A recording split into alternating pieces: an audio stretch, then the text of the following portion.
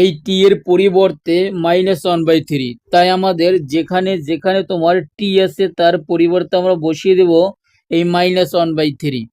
প্রথম প্রশ্ন ছিল, যদি F T equal t⁴ plus T square plus 1/t² হয়, তবে এখান থেকে -1/3 এর মান নির্ণয় করতে বলা হচ্ছে।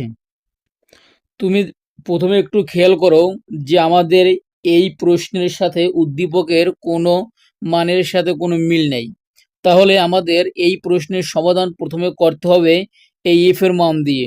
দেখো এখানে ছিল এফ টি, কিন্তু তোমার প্রশ্নে বলা হচ্ছে f-1/3, তার মানে আমাদের টি এর পরিবর্তে সেখানে -1/3 বসাতে হবে।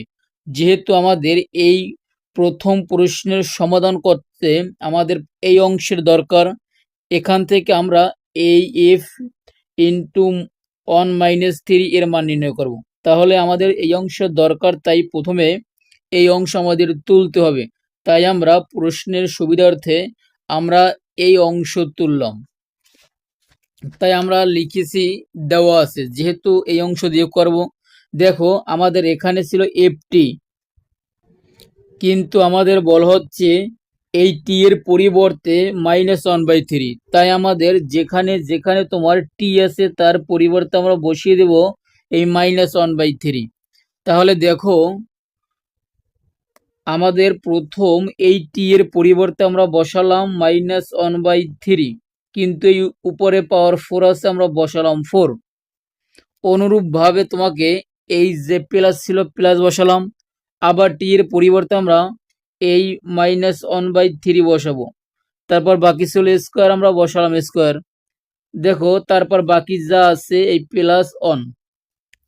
দেখো অনুরূপভাবে নিচেও তোমার এই টি এর পরিবর্তে আমরা বসাবো এই -1/3, স্কোয়ার আছে, আমরা বসালাম স্কোয়ার।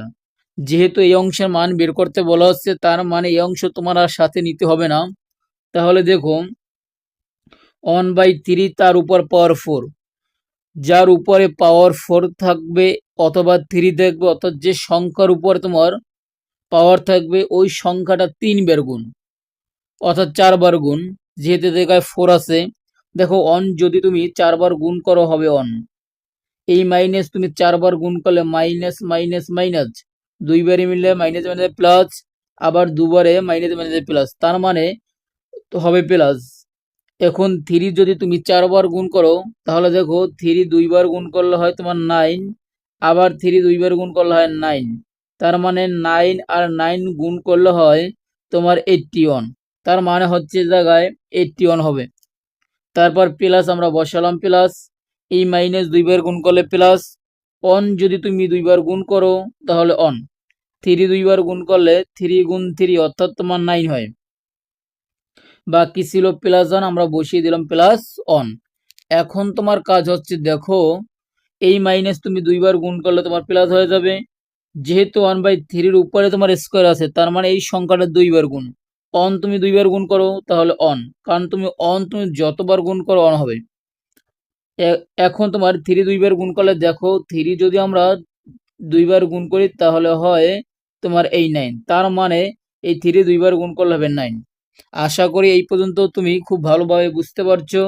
যদি বুঝতে পারো তাহলে আমার চ্যানেলটি সাবস্ক্রাইব করে দিবা, কারণ আমার এই চ্যানেলে প্রতিনিয়ত সৃজনশীল প্রশ্নের সমাধান করা হয়। দেখো এখন কথা হচ্ছে যে দুইটা অংশ, তার মানে এই উপর একটি অংশ আর নিচে তোমার একটি অংশ। তাহলে আমরা নিচে অংশ যা আছে আমরা তাই বসিয়ে দেবো 1/9। এখন কাজ করতে হবে তোমার প্রথম অংশ নিয়ে। আমরা ছোটবেলায় এই 1/3 আবার 1/5 এরকম ধরনের লসাগু করছি, তার মানে এখানেও তোমার এইরকম লসাগু করতে হবে। তাহলে দেখো এই 81, 9 এবং এখানে কোনো সংখ্যা নাই, তার মানে সবচেয়ে বড় সংখ্যা যা আছে ওইটা তোমাকে লসাগু হিসেবে গণ্য করতে হবে। আমাদের ছোটবেলায় আমরা লসাগু করতাম যে এই 5 মিলে গেছে উপরে যা আছে তাই, অর্থাৎ একই রকম এই 81 মিল আছে, তাই উপরে যা আছে তাই বসিয়ে দিতে হবে। আমরা +1 বসিয়ে দিলাম। দেখো এখানে ছিল প্লাস, আমরা বসালাম প্লাস। এই 9 দ্বারা যদি আমরা এই 81 এর ভাগ করি তাহলে হয় 9, কারণ এই 9 দ্বারা 81 ভাগ করলে 9, যা এই ভাগফল যা হবে সেই সংখ্যা দিয়ে উপরে যা আছে তাকে গুণ করতে হবে। তাহলে আছে 1, আমরা 1 কে গুণ করলে তোমার 9 অক্ষে 9।